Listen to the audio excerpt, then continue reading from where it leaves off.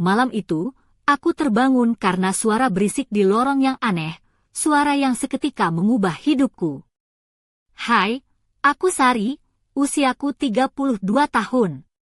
Aku ingin bercerita tentang satu malam yang membalikkan duniamu terbalik. Saat itu aku masih tinggal bersama suamiku di sebuah kontrakan kecil di Sukabumi, tapi karena pipa air di rumah kami bocor dan diperbaiki, kami terpaksa numpang tinggal di rumah ibunya, Bu Ratna. Di kamar sempit itu, dengan dinding yang catnya mulai mengelupas, aku sadar betapa rapuhnya kebahagiaan kami. Waktu menunjukkan pukul 4.38 pagi, sebelum fajar. Suamiku, Bayu, tidur di sebelahku, nafasnya pelan dan teratur. Tapi aku tidak bisa tidur. Suara berisik dari lorong membangunkanku. Bayangkan, tengah malam, gelap gulita, tiba-tiba ada suara yang tidak seharusnya ada. Jantungku deg-degan, pikiranku melayang-layang, bertanya-tanya apa yang sedang terjadi. Aku berusaha jangan berisik, perlahan bangun dari tempat tidur untuk mencari tahu sumber suara itu. Saat melangkah di lorong, ku dengar suara berkerincingan dari dapur, seperti piring atau sesuatu yang terjatuh. Aku mengintip ke dapur, dan aku melihat Bu Ratna berdiri di depan kulkas tua, bergumam pelan. Tubuhnya besar dan berbalut daster warna-warni yang terbuka sedikit, memperlihatkan bagian bawah piyamanya yang memudar dengan rendah halus. Di pergelangan tangannya, ada gelang besar bertabur batu-batu berkilauan yang biasanya dilepas sebelum tidur. Wajahnya penuh krim malam yang berminyak, dan matanya dihiasi maskara biru tua yang membuatnya tampak seperti tokoh di film horor. Saat dia melihatku, dia tiba-tiba berbalik dan suaranya melengking gugup. Sari, masa tengah malam begini kamu jalan-jalan? Aku mencoba tenang dan bilang hanya ingin minum air. Tapi tatapannya ada sesuatu, campuran takut, jengkel, dan gelap yang membuat bulu kuduku berdiri. Situasinya aneh sekali, sampai aku lupa bernapas. Saat itu aku tahu, malam ini akan berubah segalanya dan hidupku tidak akan sama lagi. Setelah malam itu, hari-hariku terasa seperti berjalan di atas kaca pecah. Aku masih tinggal di rumah Bu Ratna di Sukabumi, di sebuah gang kecil yang dipenuhi warung kopi dan suara ojek yang tak pernah berhenti. Bayu bekerja di bengkel motor tak jauh dari rumah, sementara sahabatku, Lina, yang sudah seperti saudara sendiri sejak kecil, selalu siap membantu dan kadang ikut menginap supaya aku tidak merasa sendirian. Tapi pikiranku terus melayang ke malam itu. Bayang-bayang Bu Ratna yang berdiri di dapur dengan daster warna-warni dan gelangnya yang berkilauan seperti bintang jatuh, terus menghantui kepala. Aku masih ingat detil wajahnya, krim malam yang licin di pipinya dan maskara biru yang membuat matanya tampak seperti naga laut yang sedang marah. Suatu sore, saat aku duduk di ruang tamu sambil melihat-lihat katalog wallpaper untuk rumah kami, Lina duduk di sebelahku sambil menyeduh teh manis hangat. Aku tanya pendapatnya soal warna wallpaper yang kami pilih, tapi dia hanya mengangguk tanpa semangat. Lina, kamu kok kayak orang gak tidur semalam, aku menyindir ringan. Dia tertawa kecil, ya, kamu juga kayak orang yang lagi simpan rahasia besar, Sar. Aku hanya bisa menghela napas. Ada sesuatu yang salah dengan Bu Ratna. Setiap kali aku lewat di dekatnya, matanya seperti menembus kulitku, tajam dan penuh arti. Aku merasa seolah-olah aku hanya pion kecil dalam permainan yang dia mainkan. Lina juga mulai curiga.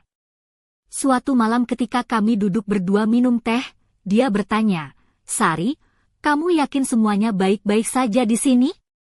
Aku lihat Bu Ratna sering banget ngelirik kamu aneh. Aku mencoba tersenyum, tapi itu hanya topeng. Malam-malamku penuh dengan rasa takut.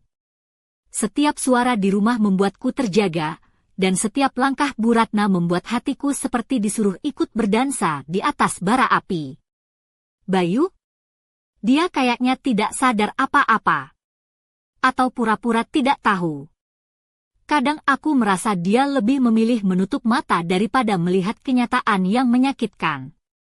Suatu malam, aku melihat Bu Ratna masuk ke dapur dengan daster yang terbuka sedikit, memperlihatkan piyama rendah yang kontras dengan warna kulitnya yang gelap. Gelangnya masih melekat di pergelangan tangannya, berkilauan di bawah cahaya lampu yang redup. Senyum tipisnya membuat bulu kuduku meremang. Aku ingin menertawakannya, tapi itu terlalu menyeramkan untuk jadi bahan lelucon. Aku berbisik dalam hati, ini bukan adegan sinetron, Ratna. Kalau kamu mau bikin drama, setidaknya kasih aku peran utama dong. Jangan jadi pemeran pembantu yang bikin aku stres. Namun, di balik senyum itu, ada sesuatu yang mengancam. Aku tak tahu apa, tapi aku tahu, malam-malam selanjutnya akan membawa kejutan yang lebih gelap. Dan di kejauhan, aku mendengar bisikan halus, seolah suara angin membawa pesan rahasia. Sekarang giliranmu, Sari.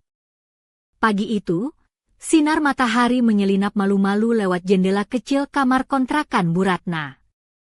Aku duduk di tepi ranjang, mengenakan piyama sutra berwarna merah marun yang sedikit melorot di bahuku, memperlihatkan garis leher yang halus dan kalung emas tipis pemberian Bayu. Sepatu rumahku yang sederhana teronggok di pojok, tak berdaya seperti aku saat itu. Jantungku masih berdetak kencang dari mimpi buruk yang terus menghantui. Ketika aku turun ke dapur, aroma pandan dan gurihnya kue dadar gulung yang sedang digoreng oleh Bu Ratna menyambutku. Dia tampak santai dengan daster biru muda yang setengah terbuka, memperlihatkan rendah halus piyamanya yang sudah kusam. Gelang besar di pergelangan tangannya berkilauan, seakan menantang siapapun untuk memperhatikannya. Pagi, Sari. Kamu sudah siap kerja? Tanyanya dengan suara lembut tapi ada sesuatu yang dingin di baliknya. Aku hanya mengangguk, mencoba menyembunyikan kecemasan yang menggerogoti perutku. Iya, Bu. Aku cuma mau sarapan dulu. Bu Ratna menatapku lama, lalu tersenyum tipis. Jangan lupa, nanti malam ada yang harus kamu lakukan. Aku menelan ludah, rasa takut dan penasaran bercampur jadi satu. Apa maksud Bu Ratna? Dia mengangkat alis, lalu tertawa kecil. Nanti malam kamu tahu sendiri, Sari. Jangan membuat aku menunggu. Aku ingin menertawakannya, tapi yang keluar hanya gumaman gugup. Seperti adegan film horor yang aku bintangi tanpa izin. Aku berusaha berpikir positif, mungkin ini hanya lelucon aneh dari Bu Ratna, meskipun lelucon itu lebih menyeramkan dari sinetron horor di televisi. Sepanjang hari aku sibuk di bengkel Bayu, mengangkat ban dan memperbaiki motor yang datang berjejer. Suara mesin dan bau oli seolah menjadi pelarian dari kegelisahanku. Lina mengirim pesan singkat. Hati-hati ya malam ini, aku akan di rumah kalau kamu butuh temani. Aku tersenyum tipis, merasa sedikit lega ada sahabat yang peduli. Ketika malam tiba, aku mengenakan kebaya encim warna krem yang pas di badan, dengan motif bunga melati halus. Rambutku dikepang rapi, dan kupilih anting-anting emas kecil berbentuk daun yang berkilau lembut saat tertimpa cahaya lampu. Aku ingin terlihat kuat, meski hatiku bergetar. Tiba-tiba suara ketukan pelan terdengar dari pintu. Aku membuka dan melihat Bu Ratna berdiri dengan senyum penuh teka-teki, dasternya kali ini terbuka semakin lebar, hampir memperlihatkan seluruh piyamanya yang berenda merah. Gelangnya berkilauan, seperti cahaya bulan malam yang menggoda. Kamu siap, Sari? Permainan baru saja dimulai, bisiknya serak, membuat bulu kuduku berdiri. Aku ingin menolak, ingin lari, tapi kakinya terasa berat seperti tertambat ke lantai.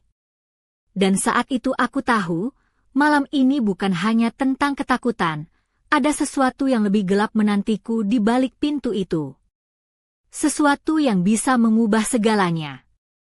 Dan dari balik bayang-bayang, suara lirih terdengar, Sudah waktunya kamu membayar, Sari.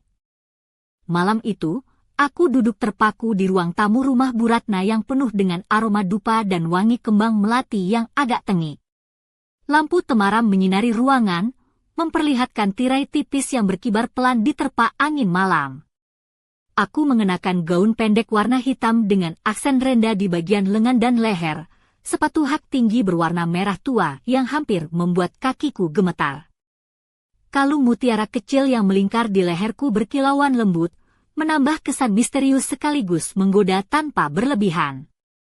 Di sudut ruangan, Bu Ratna berdiri dengan daster ungu yang setengah terbuka, memperlihatkan piyama rendah putih yang kontras dengan kulitnya yang gelap. Gelangnya yang berkilau seperti bintang-bintang kecil di langit malam ikut bergerak saat dia mengangkat tangannya dengan gerakan perlahan, menandakan sesuatu yang tak bisa aku mengerti. Suasana menjadi begitu tegang, seperti udara di dalam ruangan berubah menjadi cair dan berat. Aku bisa merasakan tatapan tajam Bu Ratna yang menembus kulit dan tulang, membuatku sulit bernapas. Lina, yang duduk di sebelahku dengan pakaian santai tapi mata penuh kekhawatiran, menggenggam tanganku erat seperti memberi kekuatan. Tolong, Ratna, apa sebenarnya yang terjadi? Lina memecah keheningan dengan suara yang hampir bergetar. Bu Ratna tersenyum dingin, lalu berkata, ini lebih dari sekadar urusan keluarga. Sari, kamu harus mengerti, ada permainan yang lebih besar dari yang kalian bayangkan. Aku menatapnya dengan mata membelalak, mencoba memahami maksud kata-katanya, tapi semua terasa seperti kabut yang menutupi kebenaran. Suasana tiba-tiba berubah saat pintu depan terbuka perlahan, dan seorang pria dengan jas hitam rapi masuk. Wajahnya tertutup bayangan, tapi aku bisa merasakan aura dingin dan penuh rahasia menyelimuti dirinya. Selamat malam, suaranya dalam dan berat, membuat darahku membeku. Permainan ini baru saja dimulai. Aku mencoba berdiri, tapi tubuhku seolah terpaku. Pria itu melangkah lebih dekat, dan dari dalam sakunya ia mengeluarkan sebuah amplop coklat yang kusam. Dengan gerakan lambat, ia meletakkannya di atas meja di depan kami. Ada banyak yang perlu kalian ketahui, katanya. Dan waktu kalian sangat terbatas. Bu Ratna mengangguk pelan, matanya kini bersinar dengan kilat yang menyeramkan. Sari, ini bukan hanya tentangmu atau Bayu. Ada kekuatan lain yang bermain di balik layar, dan kamu sudah terjebak sejak lama. Aku merasakan jantungku berdegup lebih kencang, dan seketika rasa takut berubah menjadi tekad. Aku harus tahu apa isi amplop itu, harus tahu kebenaran, walau itu mungkin menghancurkan segalanya. Tangan gemetar aku membuka amplop itu dan mengeluarkan beberapa foto dan dokumen usang.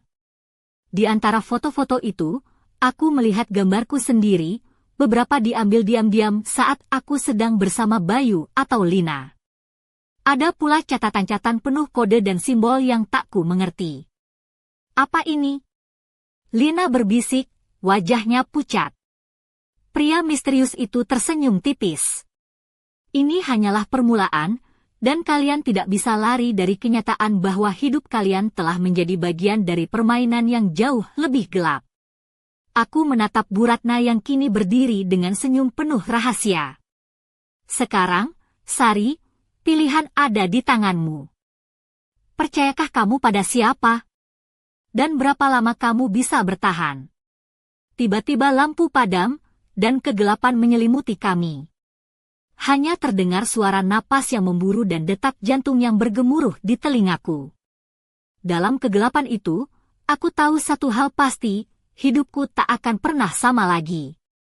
Dan dari balik gelap, suara serak terdengar, permainan baru saja dimulai.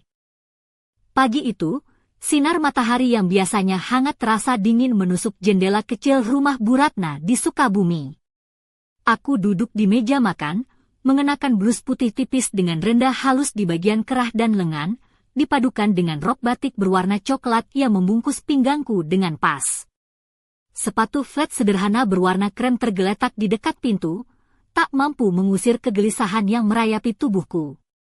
Bu Ratna datang membawa nampan berisi kopi hitam dan kue lapis legit, dasternya berwarna hijau zamrud yang agak lusuh, sedikit terbuka di bagian dada, memperlihatkan kalung emas kuno yang berkilauan samar. Gelangnya yang berat masih terpasang di pergelangan tangan, berkilau seperti peringatan bahwa permainan belum usai. "Sudah kau lihat isi amplop itu, Sari?" tanyanya dengan suara lembut tapi penuh arti. Aku mengangguk perlahan, menatap kertas-kertas dan foto yang tersebar di meja. "Aku nggak ngerti, Bu. Kenapa aku? Kenapa Bayu? Kenapa Lina?" Suaraku bergetar, penuh kebingungan. Dia tersenyum tipis, "Karena kamu kunci dari semua ini. Mereka yang mengawasi, yang mengatur, mereka butuh sesuatu darimu." Aku terdiam, mencoba mencerna kata-katanya. Di luar, suara burung gereja berkicau riang, kontras dengan badai yang berkecamuk dalam hati. Lina masuk dengan jaket jeans dan celana hitam ketat, rambutnya yang panjang tergerai bebas, matanya merah karena kurang tidur. "Kita harus cari tahu lebih banyak tentang ini," katanya tegas sambil duduk di sebelahku.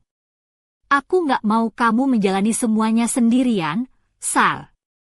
Aku tersenyum lemah, berterima kasih atas kehadirannya. Tapi di dalam hatiku, ada rasa takut yang mendalam. Kalau Bu Ratna adalah bagian dari sesuatu yang lebih besar, lalu siapa lagi yang bisa dipercaya? Siang itu, aku memutuskan untuk mengunjungi perpustakaan kota. Aku mengenakan gamis panjang warna biru tua dengan motif bunga kecil, dipadukan dengan kerudung tipis yang membingkai wajahku. Sepatuku yang nyaman berwarna hitam membantuku berjalan cepat di antara rak-rak buku tua. Aku mencari informasi tentang simbol-simbol yang ada di catatan-catatan yang kubawa. Ternyata, simbol itu terkait dengan kelompok rahasia yang pernah aktif di Jawa Barat puluhan tahun lalu. Mereka dikenal sebagai pengawal bayangan, kelompok yang katanya mengendalikan kehidupan orang-orang penting secara diam-diam. Aku tertawa kecil, kayak film-film ya?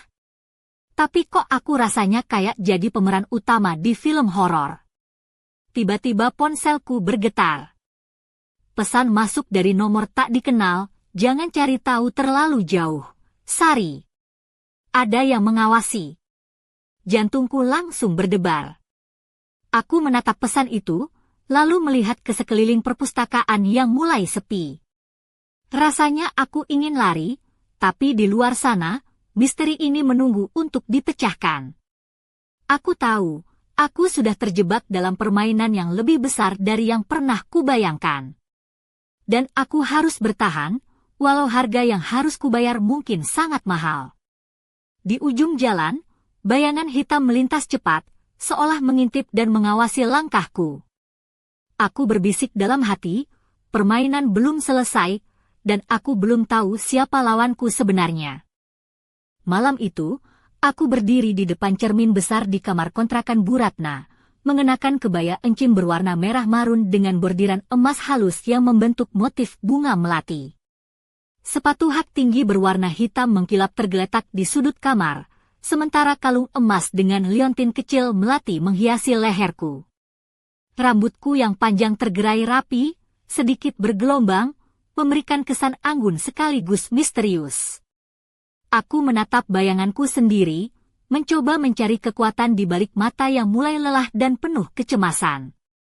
Suara detak jam dinding yang tua mengisi keheningan, menghitung mundur waktu menuju tengah malam, waktu yang katanya akan membawa jawaban atau malapetaka. Tiba-tiba pintu kamar terbuka perlahan. Bu Ratna muncul dengan daster sutra berwarna ungu tua yang terbuka di bagian dada, memperlihatkan piyama rendah hitam yang kontras dengan kulitnya yang gelap. Gelang besar berkilauan di pergelangan tangan kanan tampak seperti mahkota gelap yang menegaskan kekuasaannya di rumah ini.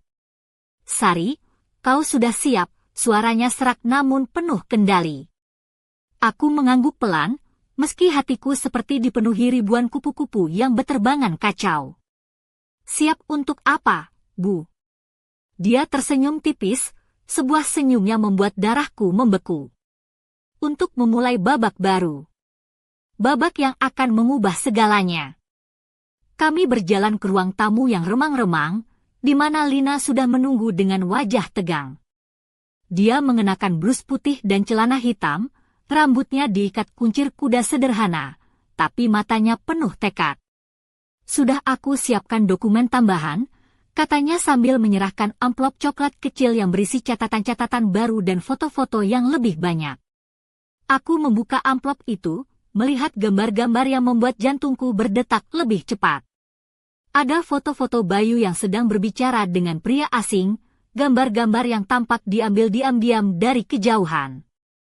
Siapa mereka? Tanyaku pelan. Lina menggeleng, aku juga belum tahu. Tapi sepertinya mereka bagian dari kelompok pengawal bayangan itu. Tiba-tiba, suara langkah kaki terdengar dari luar rumah. Kami semua terdiam, napas tertahan. Pintu depan terbuka dan seorang pria bertubuh tinggi dengan jas hitam masuk. Wajahnya tertutup bayangan, namun tatapannya menusuk. Waktumu hampir habis, Sari, katanya dingin. Pilihan ada di tanganmu, tapi ingat, setiap langkahmu diawasi. Aku merasa dingin hingga ke tulang. Bu Ratna berdiri di samping pria itu, senyumnya menghilang digantikan ekspresi serius. Lina menggenggam tanganku erat, kita harus tetap bersama. Pria itu melangkah mendekat, membuka sebuah kotak kecil berisi kunci emas yang berkilauan. Ini kunci untuk keluar dari permainan ini, katanya. Tapi jalan keluarnya bukan tanpa risiko. Aku menatap kunci itu, merasa beratnya pilihan yang harus kuambil. Dan tiba-tiba, lampu padam. Kegelapan menyelimuti ruangan, dan suara bisikan menggema di telingaku, ingat, Sari, setiap kunci membuka pintu, tapi juga bisa mengunci takdirmu selamanya. Dalam gelap itu, aku tahu satu hal pasti, hidupku telah berubah selamanya, dan aku harus siap menghadapi apapun yang menantiku di balik pintu misterius itu. Senja mulai merunduk di balik Bukit Cimahi, menyisakan langit merah keemasan yang membentuk siluet rumah-rumah kecil di kampung kami. Aku berdiri di depan cermin kayu tua di kamar kontrakan Bu Ratna, mengenakan batik lurik dengan warna coklat tua dan garis-garis halus keemasan yang membalut tubuhku dengan anggun. Rambutku disanggul rapi, memperlihatkan garis leher yang lembut dan kalung emas kecil yang melingkar di leherku. Sepatu selop hitamku tersandar di pojok, menunggu saat aku membutuhkannya. Suasana di rumah terasa tegang. Bu Ratna, dengan daster merah marun yang agak terbuka, duduk di ruang tamu sambil memutar gelang berkilauan di pergelangan tangannya. Tatapannya menusuk, seperti sedang menghitung detik-detik yang tersisa. Bayu baru saja pulang dari bengkel, pakaiannya penuh noda oli dan wajahnya letih. Ia melemparkan pandangan singkat ke arahku, tapi aku tahu pikirannya jauh dari rumah. Lina duduk di sampingku, tangannya menggenggam erat tanganku, memberikan kekuatan yang sangat aku butuhkan. Tiba-tiba, suara derap langkah berat terdengar dari luar. Pintu depan terbuka dan seorang pria bertubuh besar dengan jas hitam masuk dengan langkah pasti. Wajahnya tertutup bayangan, tapi aku bisa merasakan aura dingin yang menusuk tulang. Di tangannya tergenggam sebuah amplop coklat yang tampak usang. Ini untukmu, Sari, suaranya rendah dan penuh ancaman. Jawaban yang kau cari ada di dalamnya, tapi kau harus siap membayar harganya. Aku meraih amplop itu dengan tangan gemetar. Di dalamnya terdapat foto-foto lama, dokumen rahasia, dan sebuah catatan kecil yang bertuliskan, percayalah pada yang salah, dan kau akan tersesat selamanya. Bu Ratna tersenyum tipis, waktumu tinggal sedikit, Sari. Pilihan ada di tanganmu. Aku menatap Bayu, yang kini berdiri membeku, seolah menghadapi badai yang tak bisa ia hindari. Lina menarik napas dalam dan berkata, kita harus bertindak sekarang, sebelum semuanya terlambat. Aku tahu, malam ini akan menjadi titik balik. Antara keberanian dan ketakutan, antara harapan dan kehancuran. Dengan gaun batik dan keberanian yang tersisa, aku bersiap melangkah ke dalam kegelapan yang menanti. Dan saat pintu tertutup rapat di belakang kami, aku mendengar bisikan halus yang terus terngiang, permainan belum selesai, Sari. Ini baru permulaan. Malam itu, hujan turun deras membasahi jalanan Sukabumi, menciptakan gemericik yang menenangkan sekaligus mencekam. Aku berdiri di bawah teras rumah Bu Ratna, mengenakan mantel hitam panjang yang membalut tubuhku dengan anggun namun tetap sederhana. Sepatu kulit coklat favoritku basah oleh cipratan air, tapi aku tak peduli. Pikiranku terlalu berat untuk menghiraukan hal kecil seperti itu. Di tanganku tergenggam amplop coklat yang semakin terasa seperti beban berat. Di dalamnya tersembunyi rahasia yang mungkin bisa menghancurkan atau menyelamatkanku. Kalung emas kecil di leherku bergetar lembut saat aku menarik napas dalam-dalam, mencoba menenangkan kegelisahan yang tak kunjung reda. Bayu berdiri di sampingku, jas hujannya menempel basah di tubuhnya yang tinggi. Wajahnya penuh kecemasan, matanya yang biasanya cerah kini redup seperti langit malam yang tertutup awan tebal. Tunggu sebentar, Sari, ucapnya pelan, menggenggam tanganku erat. Kita harus tahu apa yang sebenarnya terjadi sebelum melangkah lebih jauh. Aku mengangguk, meski hatiku berdebar kencang. Lina sudah menunggu di dalam rumah, siap membantu kami menghadapi apapun yang akan datang. Saat kami masuk, Bu Ratna sudah menyiapkan teh hangat di meja ruang tamu. Daster ungunya yang lembut berkilauan di bawah lampu, dan gelang besar di pergelangan tangannya tampak seperti mahkota ratu yang menguasai segalanya di rumah ini. Apa yang ingin kamu lakukan, Bu? Tanyaku dengan suara sedikit gemetar. Dia tersenyum dingin, kebenaran harus diungkap, Sari. Tapi ingat, tidak semua yang kau lihat adalah nyata. Kami membuka amplop itu bersama-sama.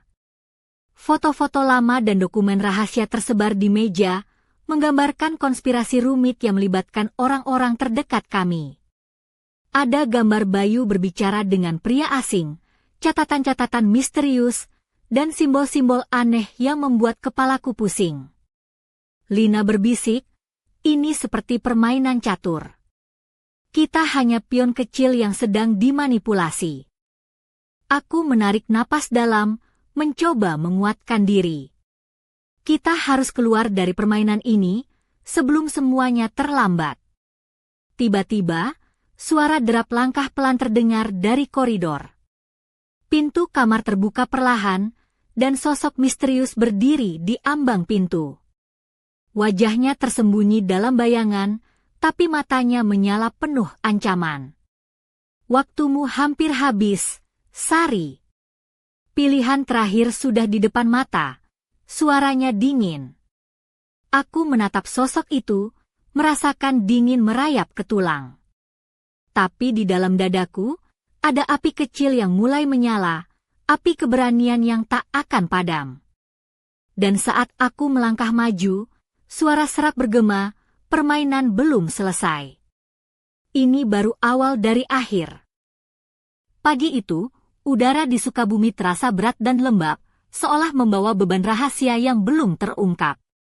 Aku berdiri di depan cermin kamar kontrakan Bu Ratna, mengenakan blus putih dengan renda tipis di bagian lengan dan leher, dipadukan dengan rok batik warna coklat tua yang membalut pinggangku dengan pas. Kalung emas kecil melingkar di leherku, berkilauan lembut di bawah sinar matahari pagi yang masuk lewat jendela. Aku menatap wajahku sendiri, mencoba menemukan kekuatan di balik mata yang lelah dan penuh kecemasan. Sepatu flat coklatku tergeletak di sudut kamar, tak berdaya seperti perasaan yang sedang kuhadapi. Bayu sudah pergi ke bengkel seperti biasa, meninggalkan aku dan Lina yang kini semakin waspada. Kami duduk di ruang tamu, membahas rencana selanjutnya. Dokumen dan foto-foto rahasia yang kami temukan tersebar di atas meja, seperti potongan teka-teki yang harus kami susun dengan hati-hati. Tapi bagaimana kita bisa membongkar semuanya tanpa membuat mereka curiga? Tanya Lina dengan suara pelan namun tegas. Aku menghela napas, kita harus berhati-hati. Setiap langkah kita diawasi. Tapi aku tidak mau hidup dalam ketakutan terus-menerus. Tiba-tiba, ponselku bergetar. Pesan masuk dari nomor tak dikenal, waspadalah, Sari. Mereka tidak segan membuang apapun yang menghalangi jalan mereka. Jantungku berdegup kencang. Aku menatap Lina, yang hanya mengangguk dengan serius. Saat itu, terdengar ketukan pelan di pintu depan. Aku membuka dengan hati-hati, dan di sana berdiri seorang pria muda dengan jas hitam dan wajah ramah namun penuh misteri. Sari, tanyanya lembut. Namaku Ardi. Aku di sini untuk membantu. Aku ragu, tapi sesuatu dalam tatapannya membuatku percaya. Dia menyerahkan sebuah amplop tebal berisi dokumen dan foto-foto baru, lebih lengkap dan mengerikan. Kalian tidak sendiri dalam ini. Ada banyak yang terseret dalam permainan kotor ini, katanya serius. Aku merasakan adrenalin mengalir deras. Ini bukan lagi tentang aku atau Bayu, tapi tentang melawan kekuatan yang lebih besar dan gelap dari yang pernah kubayangkan. Dan saat Ardi masuk ke rumah, sebuah bisikan halus terdengar di telingaku, persiapkan dirimu, Sari. Pertarungan sesungguhnya baru akan dimulai. Malam itu, angin dingin berhembus pelan menyusup ke setiap sudut rumah kontrakan Bu Ratna di Sukabumi. Aku duduk di ujung sofa, mengenakan gaun hitam sederhana dengan potongan leher yang rendah namun elegan, memperlihatkan garis leher dan bahu halusku tanpa berlebihan. Sepatu hak rendah berwarna merah marun tersimpan rapi di dekat pintu, sementara kalung emas kecil dengan liontin berbentuk bulan sabit berkilauan lembut di leherku. Di sekelilingku, dokumen-dokumen berserakan, foto-foto rahasia, surat-surat tua, dan kode-kode yang kini mulai aku mengerti sedikit demi sedikit. Bayu berdiri di dekat jendela, menatap keluar dengan wajah penuh dilema. Lina duduk di sebelahku, tangannya menggenggam erat tanganku, memberikan kekuatan yang aku butuhkan. Tiba-tiba, suara ketukan pelan terdengar di pintu depan. Aku membuka dan melihat sosok seorang pria bertubuh tinggi dengan mantel hitam dan topi fedora yang menutupi sebagian wajahnya. Matanya berkilat tajam, penuh rahasia. "Kamu Sari?" tanyanya dengan suara serak. Aku mengangguk pelan. "Aku membawa jawaban yang kamu cari," katanya sambil menyerahkan sebuah amplop coklat yang berat. Saat aku membuka amplop itu, sehelai kertas berisi pesan singkat terjatuh. "Semua yang kamu tahu hanyalah permulaan. Kebenaran tersembunyi jauh di balik bayangan. Bersiaplah untuk menghadapi yang tak terduga." Pria itu menatap kami semua, lalu berkata, "Permainan ini lebih besar dari yang kalian kira. Dan sekarang, kalian sudah terlibat sampai ke dalamnya." Aku merasakan darahku berdesir, campuran antara ketakutan dan keberanian. Ini bukan lagi tentang hidupku sendiri, tapi tentang sebuah misteri yang harus aku pecahkan, walau harus mempertaruhkan segalanya. Dan saat pria itu melangkah pergi, bayangan gelap menyelimuti ruangan. Suara bisikan terakhir terdengar di telingaku, penuh janji dan ancaman. "Kisah ini belum berakhir, Sari. Ini baru awal dari kegelapan yang sebenarnya." Aku menatap ke depan, menyiapkan diri untuk pertarungan hidup dan mati yang akan mengubah segalaku, sebuah permainan yang tak bisa kuhindari, dan aku harus menang.